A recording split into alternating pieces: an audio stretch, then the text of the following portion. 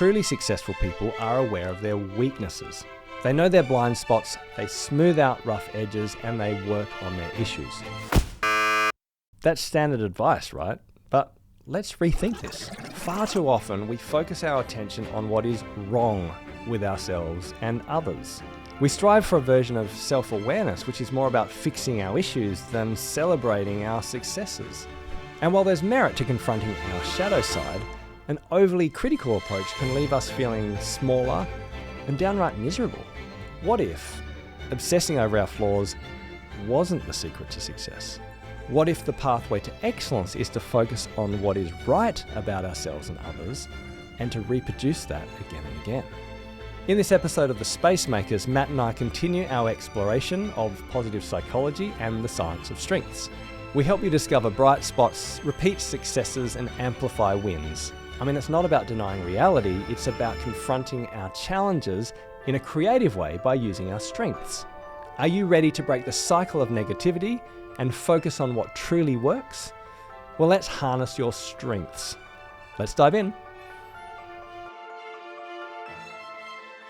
Hey, welcome back everyone to the Space Makers podcast, a podcast to help you get unstuck by making space for a great second act. And I'm here with my favorite co-host, well, the one and only Matt Bain. Your only co-host. My only co-host. Your favourite out of one. That's right. It's like when I said to my kids, you're my favourite daughter. And she goes, oh, Dad. Yeah. So thanks, Dan. But you are my favourite co-host, whether or not I had more options or not.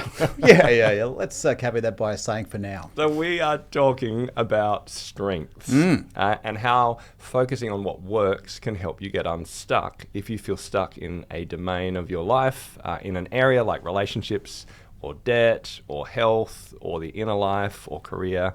How do you actually reflect on where you're at and actually move forward one small step at a time to get unstuck? Yeah, that's it. Well, I guess you could say we're actually continuing to talk about strengths, aren't we? We are continuing because last week we unveiled the second part of our SHIFT framework. And the second part is harness your strengths. So we want to talk more about strengths because it's such an important, large topic. There's so much science in this area. And we want to talk about strengths versus weaknesses and provide 3 really practical strategies to help you use your strengths to overcome your shadow sides or your weaknesses, which is a bit counterintuitive, but it works. Looking forward to it. So we'll do that at the end of the episode. But look, someone had a conversation with me the other day and they asked me, well, why do you like working with teams and helping them focus on strengths? You know, I'm a strengths coach. I'm accredited with the Strengths Network South Pacific for kind of CliftonStrengths stuff. And I just do heaps of work with individuals and teams, helping them build a strength-based culture. So that's like strength-based feedback, strength-based roles, knowing your strengths and kind of amplifying how you work together as a team, all that kind of stuff. And my honest answer when they said, why do you like doing it, was that it's good for me. Honestly, I really like working with teams and helping them with strengths because it's good for me, because I'm naturally a half glass empty type of guy by default. You know, by my kind of my personal innate nature, I tend to look at problems. I tend to see what's negative about a situation. I try to look at what's wrong in myself and fix it. That's been my kind of modus operandum. Yeah, I think from memory, you confessed to being an Eeyore. Well, I would have said I was that. In fact, I used to say I was a pessimist. I don't think I am anymore. I think because what strengths does is it helps you change your mindset and reframe it, which I find so helpful. A few years ago, I started to doubt the value of doubt. You know, I used to think that if I doubted things, I was super clever. You know, like if you critiqued the world, if you had like a kind of a maybe glass half empty view, then you could see the world a little bit more clearly. And I started to doubt the reality that that's true. And actually, the more I look at the strength research, the more I realize actually there's a whole lot of wisdom in looking for what's right in you and others, to look into the future and think the world's going to be better, not worse, to actually try to actually find the positive in your culture, in your workplace, in your team, and amplify that because your perception shapes reality. And it's miserable walking through life thinking everything's bad. Wow. Okay. This is going to be a big conversation because I probably still think I get my mail delivered to Doubt Avenue. You know what I mean?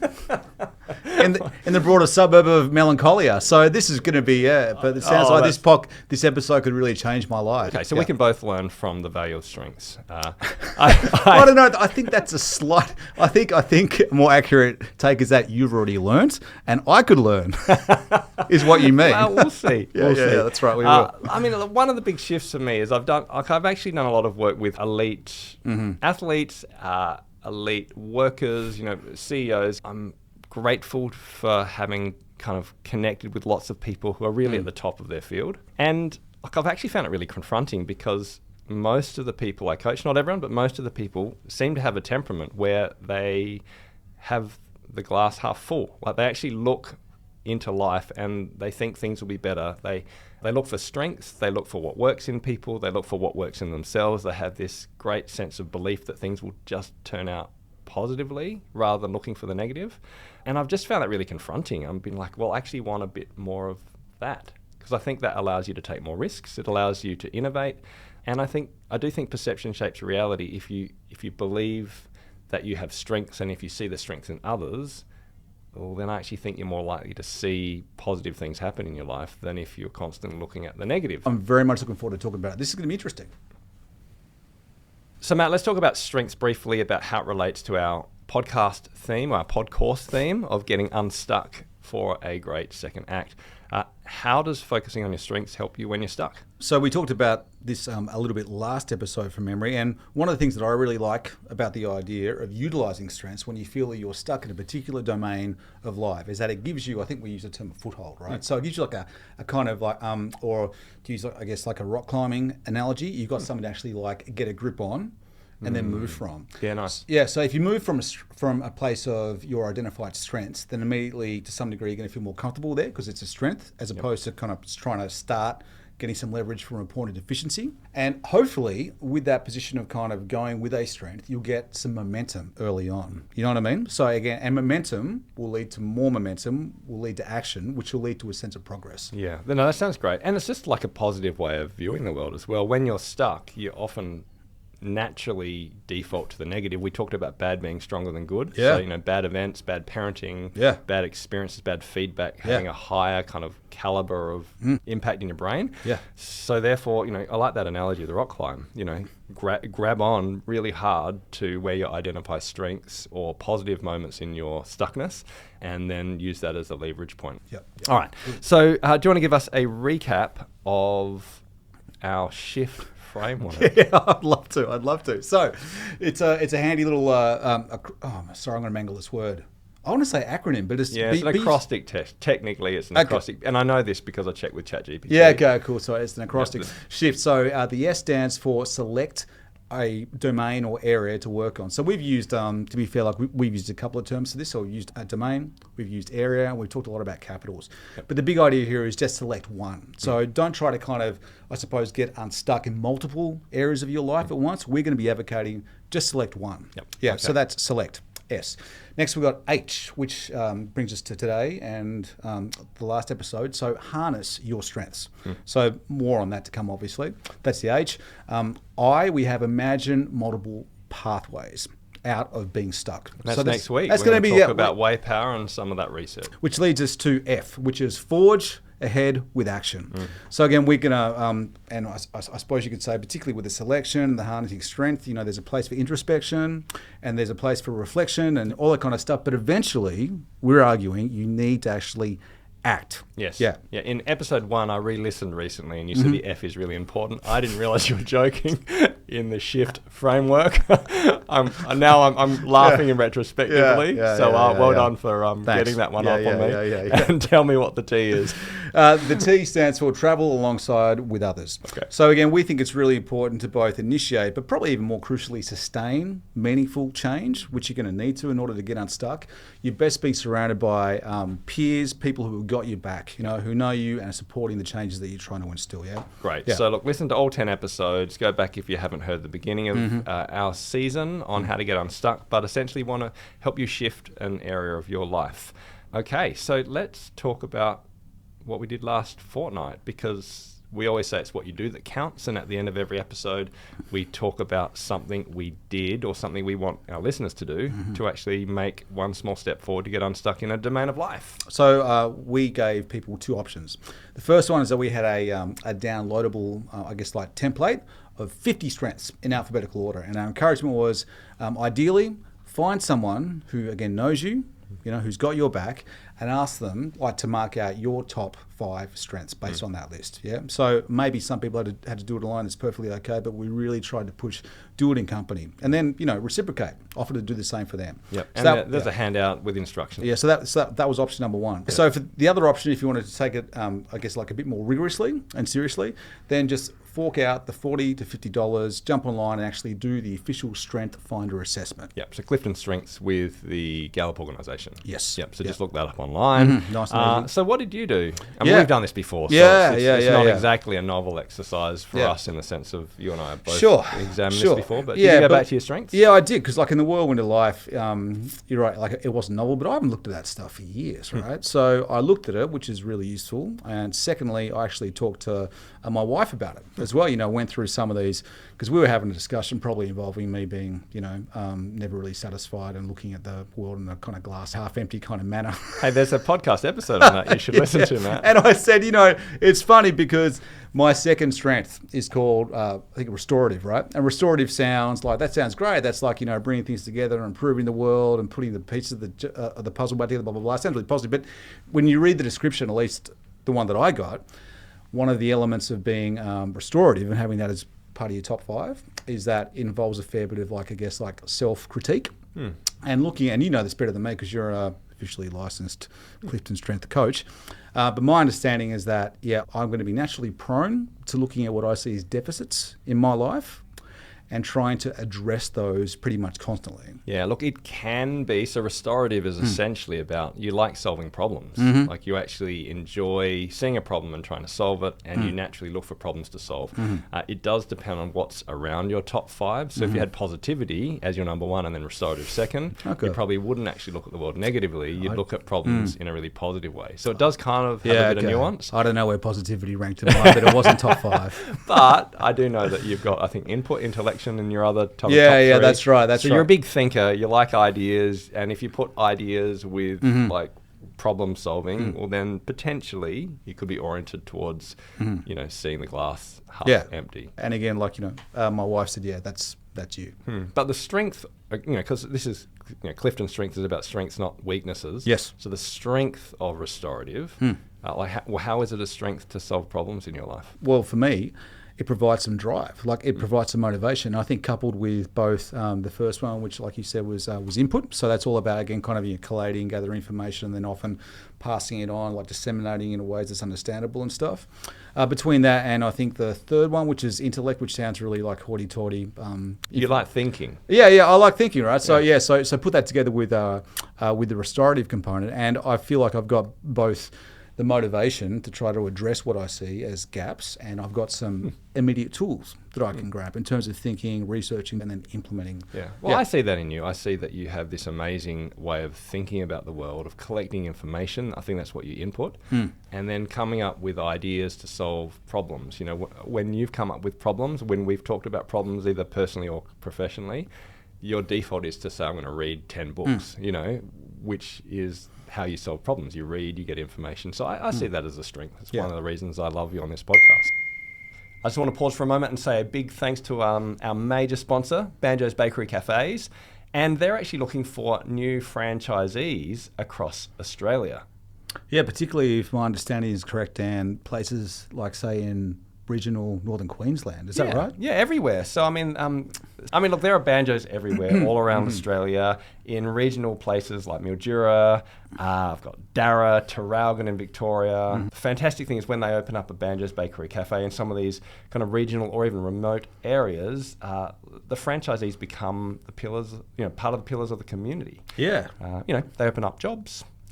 They support local sports clubs, they connect with the schools, and it's just a great social space to have a fantastic cafe with lots of different product lines. Yeah, it could be like a lifesaver. It could be like the one place in the community where you're guaranteed a pretty good coffee. You know what I mean? That's a lifeline. Where you can get a fantastic coffee That's a lifeline. and a decent donut. Yeah. Not just a decent donut, but my favourite, a vanilla sliced donut. Nice. And as far as we're aware, there are literal opportunities here and now in places like Harvey Bay and Townsville and Rockhampton. Like beautiful locations. Beautiful locations. Places I only first heard about after watching Instant Knockout when I was young. Did you ever catch that? Never heard of Townsville before, but yeah. It's warm, that's all I know. They're looking for people to put their hand up and actually own the business, be franchisees. Do such people need to have any prior baking experience or no? They need to enjoy eating bakery food. No, but no baking experience required because you get all the training from head office. They provide heaps of support. You just have to be a hard-working person who wants to start their own business, be entrepreneurial and ready for a new adventure in, let's say, Northern Queensland. How good's that? Yeah, it's awesome. Yeah. So look, check out the link. There is a link to how to become a franchisee with Banjo's Bakery Cafes, and you get a 10% discount off of your franchise fees if you use that link and connect and say it's through the Space Makers podcast. Good luck. All right, so Matt, let's talk about the science of strengths, some of the research about what I call the multiplication effect of kind of getting in your fun zone or aligning your strengths with your talents. And look, I read a book recently. Dan Heath wrote a book called Reset. You know, Reset is so last season, isn't it? You know, we went from Reset unstuck, but that's like 2024. I don't know, it's like 2024. Come but on, anyway, Dan. you know. But anyway, it's a good book. Yeah. His newest book, Reset, and he wrote this line which I thought was interesting. I'll read it verbatim. So, imagine a situation at work where you have to do something you don't like and don't agree with. Now imagine a situation where you are doing something you love and believe in. What is the difference in your efforts between those two situations? What is the difference in your effectiveness? Now, he asked a lot of people that question. You know, what do you think people say? Okay, I'm going to draw on all my education here. Let's see if I can, all Your my world experience to and see your if I can input. come up with... You're enjoying this problem to solve. Look, I reckon that he found people were a lot more effective and productive when it came to doing what they believed in. Yeah. And were good at. And what they're good at. Yeah. Yeah. Look, I mean, Yeah, again, yeah. this isn't, he calls it a case study of one because this is more about talking to individuals as opposed to it being a great study. But what he says is when he asks people, let's say, give me a percentage of improvement, he says most people don't give you a modest improvement. You know, his example is, I'm 7.3% better. What he says is that most people say that it'd be a dramatic change in effectiveness if you're in a zone where it aligned with your innate strengths and passions and beliefs compared to the opposite. Yes. So he said, you know, some people say 2 times, 3 times, even 10 times better. And what I'd like to say is the research backs that. Actually, it probably doesn't back 2 times better. It probably backs 5 or 10 times better. And that's really why strengths work, because if you can align your talents with your strengths, it can make an exponential benefit in the way you live and act.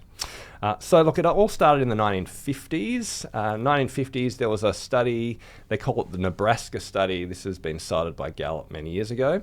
And essentially there was a bunch of scientists that were trying to improve speed reading in young people, helping them basically read faster. Nowadays we just want them to read. In the 50s they needed to read fast. And so there were 3 different techniques for helping kids read fast. But what was fascinating is they tested 3 types of speed reading in terms of techniques.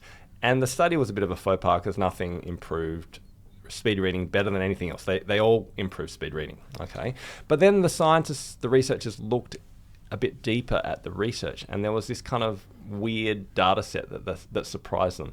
So when they looked at slow readers, like the bottom end of kids who could read at 90 words a minute, well, when they did the kind of the training, either one of the 3 techniques, they ended up increasing it to 150 words a minute, which is, you know, nothing to balk at. Like they almost, not quite, but they almost doubled their reading speed with this intervention.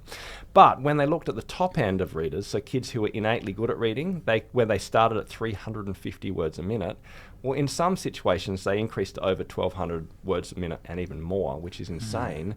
And so the question was, well, how did the same amount of input create such radically different results in kids where the bottom readers only improved a bit, but the top readers improved a lot?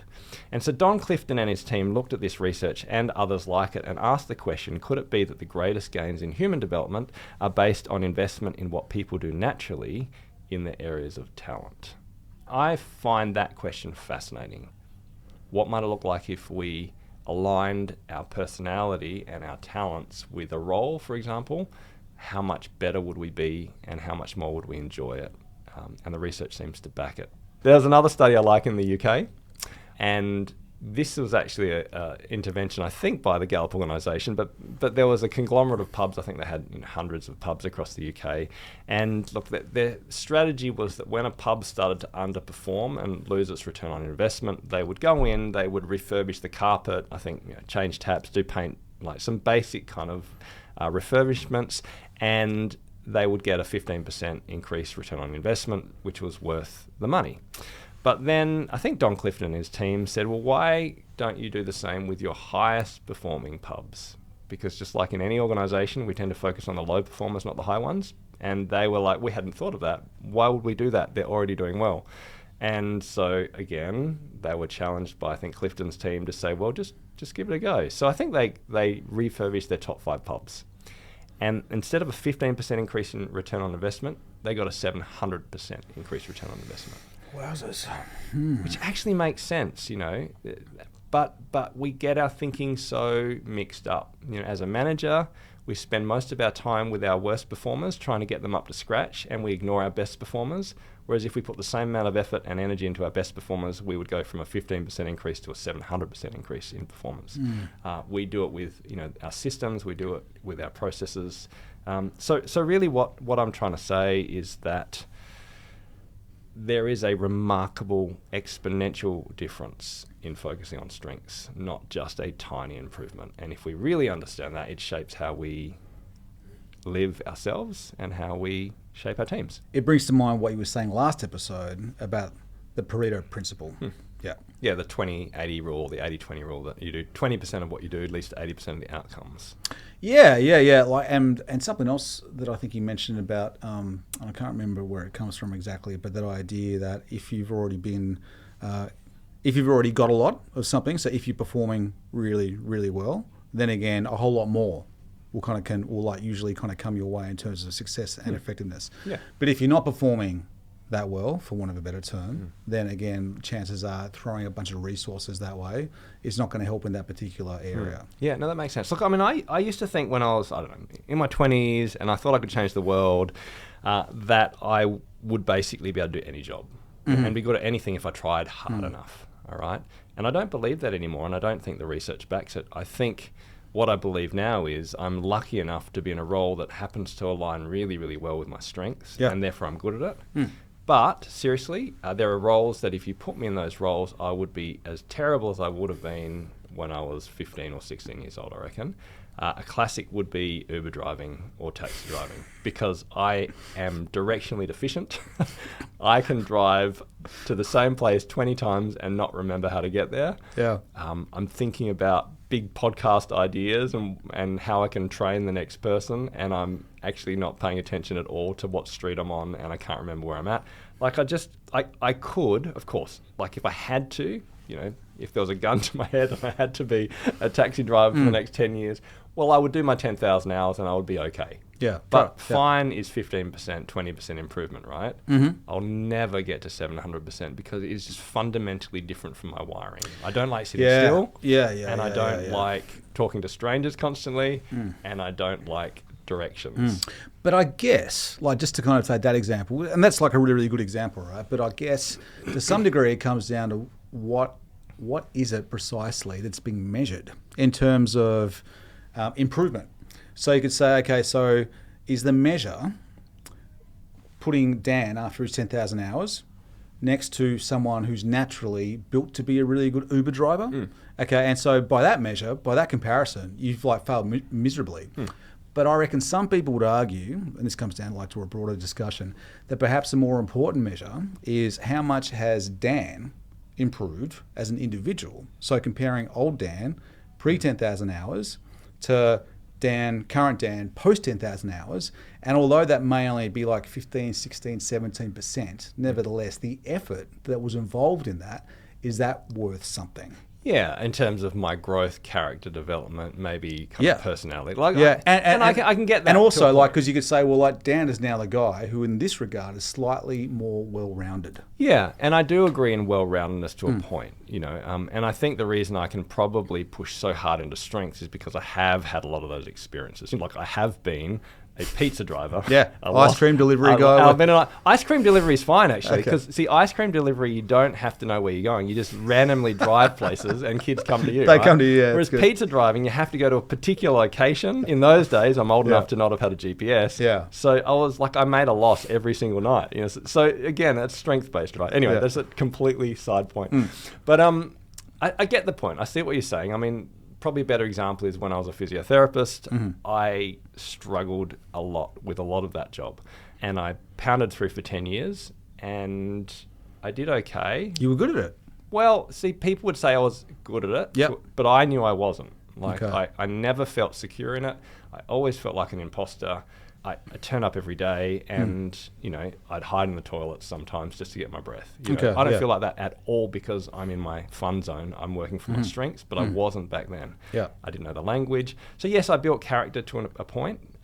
You built competency as well. I built competency. I learned to turn up. I learned to have compassion for people I wouldn't necessarily have had the empathy for because that's not high on my theme set. So I think I'm more rounded. So I do believe in your 20s, let's say 30s, it's probably good to do a whole lot of stuff that doesn't fit your strengths because it does improve your roundedness. I can see the value in that. But gee, it's not fun though. and you don't thrive. And I'm not, and this is where I challenge you. I'm not convinced. I'm no longer convinced that the way to grow in character is to make yourself miserable. Like I actually think you can grow in character by also aligning your role with your strength. Yeah, that's right. But let's distinguish, shall we, between, I guess, like almost permanent solid state misery, and then to some degree, like short-term necessary misery as a means to an end. So I think there are going to be situations, for example, and I can't remember who this quote was like attributed to, but he said, look, if you want to grow, then what you should do, like one way to know that you're actually growing as a person, is by finding yourself in a room pretty constantly where you don't feel like you belong. And then you stay there and you do the thing until you feel like you belong. So you spend X amount of time in the bathrooms catching your breath at the start, but eventually you still feel like relatively uncomfortable, but you're not nearly spending as much time, again, having to check out and compose yourself. So the point being that I think there'd be that short-term misery of whatever it is, and this, like, you know, the first time that perhaps like you take on like a new team sport where you don't know anyone, or the first time that you turn up like at a language class and you feel like you're a goose, right? There's some misery that's involved there, some pain. But if you endure and persevere, then with that comes a feeling of competence, and I'd say like, you know, emboldened confidence as well. So the misery is only temporary. It's not about like being a masochist at all. It's about, I'm going to need to experience some pain and short-term suffering for this greater endeavor. And I'd say, been thinking about this a bit, I'd say that I think I am seriously a big believer in strengths. I think particularly they're really good when it comes to specific roles. And I'd say usually that's going to be a professional role, so like what you do for money. I think when you're talking about, and this could be the wrong word, please, forgive me if I've misapplied it. If you're talking about anthropology, like what it means to be a human, I like the idea of this guy, Brett McKay, called it like the Mr. T ideal. The Mr. T ideal. So we're not talking about specific roles. We're talking about like what it means to be like a kind of like a good human. And the Mr. T idea is that there's going to be something that you know a lot about. You're going to be like a subject matter expert, and this is probably going to be aligned with your strengths. And that's the vertical in the T. So you go deep. I can't get past Mr. T. I know. You suffer the fool. Yeah. You pity the fool. Okay, you pity the fool. Yeah, no, it's catcher, right? Yeah. But hear me out, right? So the vertical is where you go deep. So this is where you're going to spend like a lot of your time. So for you right now, it's going to be, you know so much about productivity. Yeah. So you've gone really, really like deep with that. You're an ex-pastor. So again, in terms of your theology and spirituality, you've gone pretty deep with that, yeah? So you'll have a few things in life that you go deep in that vertical sphere. But this guy also says you want the horizontal as well. So you want to know and be competent about and feel competent about a whole range of things to some degree. Like you want to be like a pretty good jack at all trades. So specialised versus generalised, and you need both. Yeah, that's right. Because if you end up, again, as a person, not so much in a role, but as a person who's only like really known for X, then there's a good chance you are approaching, I think we can still use this word, can't we? Like being a savant. As in, you are so good at this, like this one thing, but it's almost come at the cost of everything else. Well, I mean, if we take it to a less extreme example, I've definitely known people who are really, really good at their role. They're really good at their job. They actually have almost, like, unlike me, who had like quite a few years in roles where I didn't feel like I fit my strengths. And I'm going back to career. Yeah, but I'm sure. just, you can broaden this to all of your life. Yeah. They really, really thrived and never had any problems or pain. And then something terrible happened and they had no coping mechanisms. Yeah. And actually you saw the lack of depth and breadth and character come out because they simply didn't have a language or habits to deal with suffering. So look, in that sense, yes, I agree that character and breadth is important. I mean, maybe we are talking a slightly different language because strength is predominantly about career. I think, and about team and about knowing who you are. As opposed to like, because I mean, like even these terms that have been quoted, things like excellence and human development, like they're loaded terms, right? It's like, what do we mean by human development? What do we mean by excellence? Well, it's true. Like, it's true. So it comes from in many ways an American consumptive worldview that excellence is to thrive, to increase, to go further, either financially or in other areas. And we had an interview with Dr. Julia Vidal where she talked about, she thought her life was going one way and going up constantly, which would be the success narrative. And then her husband died and she realized that actually now there's a different type of success or a different type of growth in suffering. I still think that you can approach suffering and problems and hardship and loss through your strength lens. Yes. In fact, that's the only way you'll ever succeed because the reality is I'll never be able to approach my suffering or my successes like Matt or anyone else or my wife Kylie or anyone I know. I can't be a different person. I can only be the way I'm wired. And actually we're going to talk about how to approach even your problem areas through your strengths as opposed to trying to just constantly look at your weaknesses and improve your roundedness. Yeah. So like that makes sense to me. So just to be clear from where I'm currently landing, the idea of strengths makes a whole lot of sense to me in the sense of specific roles, usually like your professional calling, complete sense. Like, so leverage that as much as you can. And it makes sense to me to draw on strengths when it comes to overcoming problems. I guess where the caveats that I'm trying to articulate is that I think if strengths are eventually simplified / dumbed down, which I don't think you're advocating, but you could see that people could almost twist it. So if it's simply like doing what I'm good at and what I like and what's fun, and don't ask me to do anything else, don't ask me to operate outside. If it's not fun, and if I'm not good at it, then I'm not going to do it, then I have probably like an issue with that, particularly when it comes to being applied to a person as a whole. Yeah, absolutely. And I know you're not saying that. No, and even in the workplace setting, we would say, this is called strength finder, not excuse finder. Yeah, it's good. You can't say I don't have a strength of turning up to work sober, and you can't say I don't have a strength of doing the data when I have to do my data. Like, the point isn't to say that you avoid all difficulty because actually jobs are jobs, right? Yeah. But we're going to talk about 3 strategies to actually even tackle your tough areas of work through a strengths lens. Look, I think it might be helpful to wrap up with this quote from Marcus Buckingham, who wrote First Break All the Rules. And he says that the radical idea at the core of the strength movement is that excellence is not the opposite of failure, and that as such you will learn little about excellence from studying failure. Failure and success are not opposites, they're merely different, so they must be studied separately. So what he's trying to say is the study of what works, of innovation, of excellence, of strengths, is not better necessarily, or it doesn't make the study of risks and loss and brokenness redundant. You can still improve things by mitigating risks, looking at like risk analysis, doing the 5 whys, all that stuff. But they're totally different spheres of research and learning. And you can't get excellence by fixing weaknesses. You can only get excellence by focusing on strengths. And the majority of us in the majority of organizations and probably the majority of people spend way too much time focusing on what doesn't work. And we need to spend more time focusing on what does. So Matt, let's pause for a moment. You and I have debated and reflected on different aspects of this.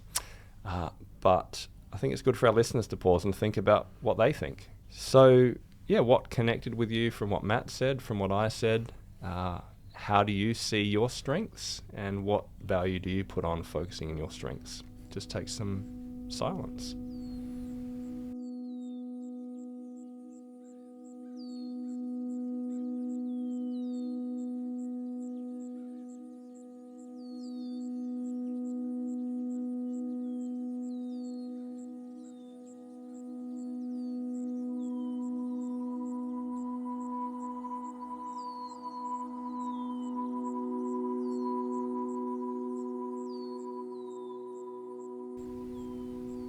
So hopefully that time of reflection was helpful. It's helped Matt and I gather our thoughts again.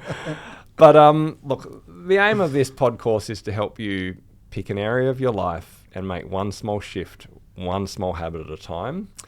And we really believe that one of the ways you can do that is by working out what works, looking at your strengths, and learning to either amplify, partner, or bend to either move forward in this kind of exponential way or to overcome what we might call weaknesses. Yeah. So we'll be fairly brief on this, but let's talk about 3 strategies to either amplify, partner, or bend your strengths to achieve outcomes rather than just trying to fix what's broken. Yeah, so amplify. This is an idea from Chip and Dan Heath, who we've already referenced once this episode. Well, we only referenced Dan. Now we're bringing in his brother. Yeah, his brother. True. So this is from like their classic from probably 5 or 6 years, no, probably like 10 years ago now. Switch. Yeah, I love that book. Yeah, actually. It's a great book. Like that was like life changing. Like, and I don't say that very often. So this idea is called find the bright spots when it comes to amplify. So find the bright spots. So they argue that our default is we say what's not working, how can we fix it? So we've already talked about that, right? They say no, that's the wrong question. The question that you actually want to be asking is what's working right now and how can we do more of that? Yeah, so great question. So for our purposes, we're going to be suggesting whatever your domain is or your area, the one thing, like the one area that you want to address, even though you think a lot of the time it's not working out for you, realistically, there are going to be exceptions to that.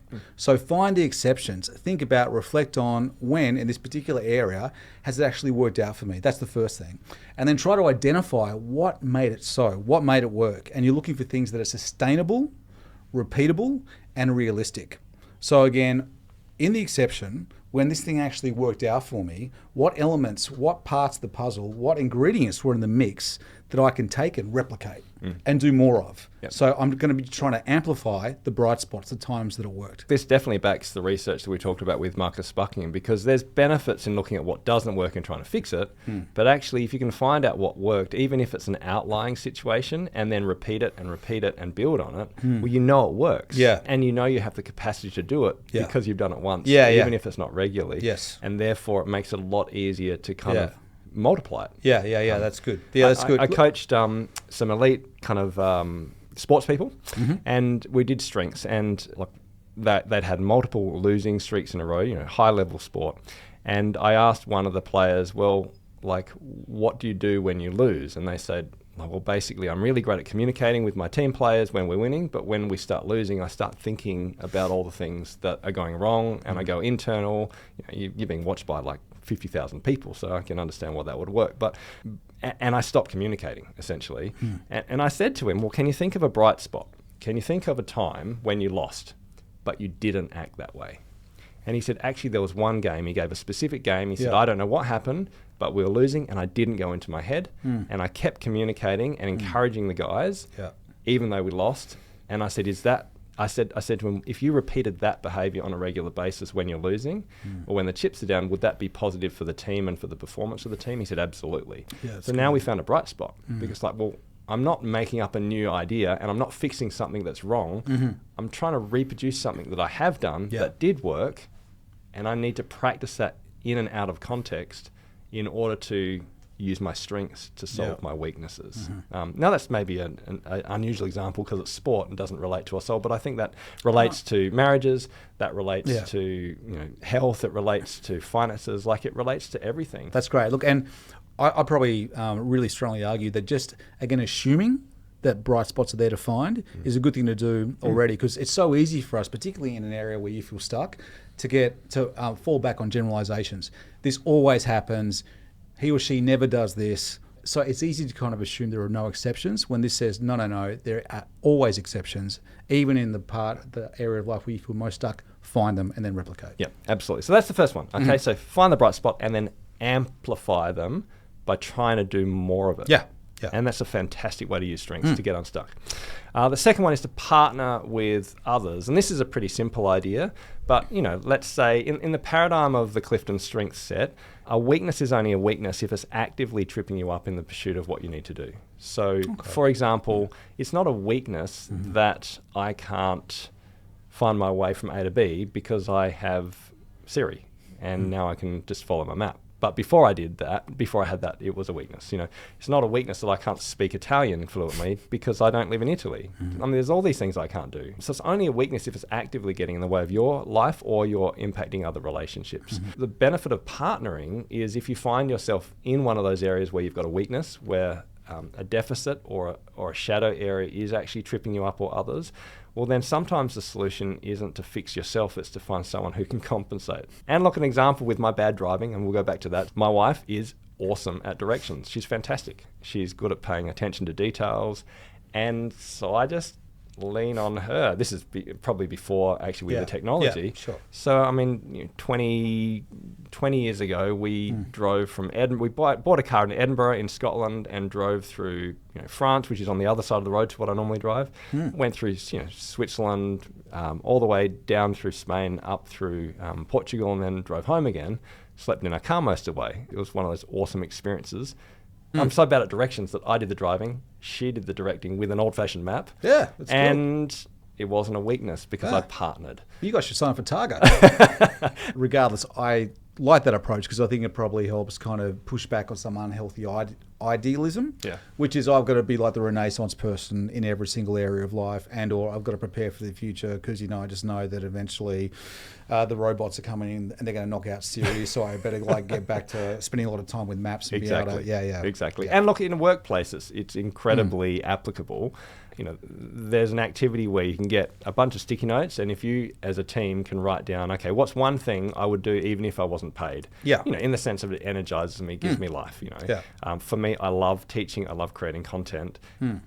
Of course I need to be paid eventually, but I just would do it if I didn't have to be paid, And so you write the things down that would fit in that camp, and then you write down what are the things that you absolutely hate that you would probably even pay someone to do if you had the money in terms of your role. Yeah, right. And then as a team, you put those sticky notes up, and you know what usually happens?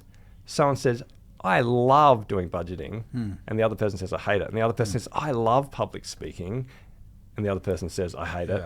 And it's like, well, why not swap roles? That's a cool exercise. Or swap tasks, because if you can both do what you love and it's innate and it's in your strength set, you both get the compound interest, you get the benefits of doing that, and yet at the same time, you solve each other's problems by partnering. Now, that may not work in a big organization with lots of bureaucracy, but certainly a small business or a small organization, that's a winner strategy to making sure people work from their strengths. That's neat. Dan, look, maths isn't one of my strengths, but I'm pretty sure I've kept up, and you said there were 3, and I think we've worked through 2 strategies.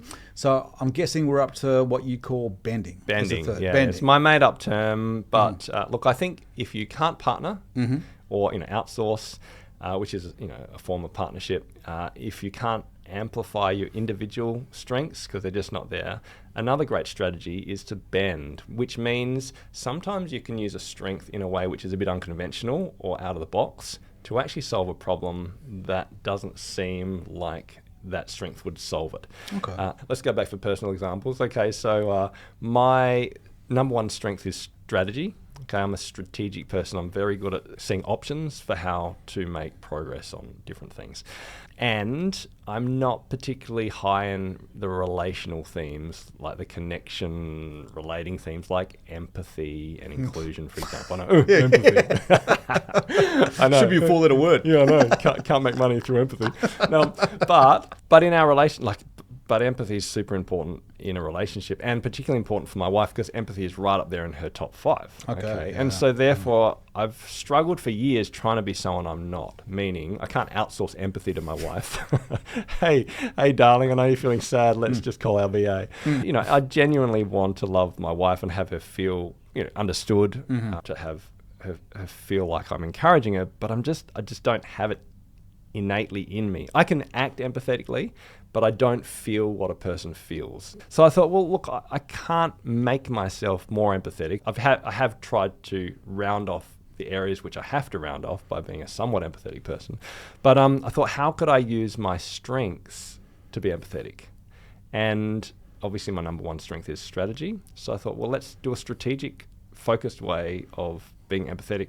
One of the things Kylie likes is text messages, and not practical ones, but hey, I think you're beautiful, you're an amazing person, stuff that I really believe.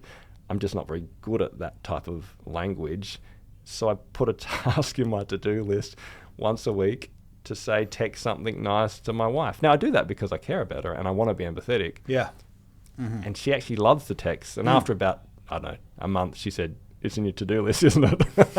And I'm like, yeah, she knows. I said, is that okay? And she said, I love it. Yeah. Because it does make her feel loved. Yeah. I'm practicing love in the way that I can, given my strength set. She feels like I'm understanding her and acknowledging her as a person, and I'm doing it by bending a strategic theme into a relational theme. That's a cracker example. I mean, you know, part of me actually wonders whether, again, so you start off by leveraging that strength, so bending it, so to speak, which is great, and that kind of like, that helps compensate for the deficiency, for want of a better term. But I also wonder whether even like just that, and this is like a general principle, not just this example, but if to some degree, even like bending a strength will lead to the slight increase in a deficit area, if that makes sense. So I'd probably argue like your empathy actually is, it's not like growing exponentially, right? Oh, I'm definitely working my empathy muscles, which is a character development. Yeah, I have that's to right. find the right emojis. I have to think about the right. That's right. In fact, what I would say is, because I've done it week after week for a long time, I don't need my to-do list now to remind me. You know, I was walking today. I got a text from my wife on the bus. She had a bad day, and I texted something which you would probably say was empathetic. Yeah. So in that sense, yes, I have grown in my weaknesses, but it wasn't by trying to fix myself through my weaknesses. It was by bending into an area of strength. Yeah, and we can do this all the time. I really encourage people, if they're stuck and if they can't find a way forward, don't try to find a way forward from your weaknesses. Don't say, I don't have this, how do I build it? I'd encourage you to say, what do I have and how can I use those themes or strengths to help me solve the problems that I don't have? You're more likely to be successful. You hit that fun zone and you get that exponential growth rather than trying to force yourself to be who you're not, and that just never works. Yeah, it's good. So that's bending. I like that. All right, Matt, let's get practical, meaning we want our listeners to get practical and do something that actually helps them. This is the last episode we're going to focus on strengths for this season, but we really want people to take away something from this and use these strategies to help them get unstuck. So what should our listeners do between now and next week? We'd be suggesting to people that they spend some time journaling, all right? And we'd be suggesting that they journal specifically on what is working right now in the domain that they've identified that they want to address. So not like a kind of like generic gratitude journal, although that's good, or, you know, focusing on the bright spots in life as a whole, but specifically, again, look at the area of life, the domain, the capital that you were trying to get unstuck in, and journal daily on what you see as being the bright spots within that. So what's working? What can be, again, replicated, repeated, what's realistic, what's sustainable. Okay, so let's say you're stuck in a career, just as an example, it's causing you pain, you're bored, you want to retire on the job, you can't get out.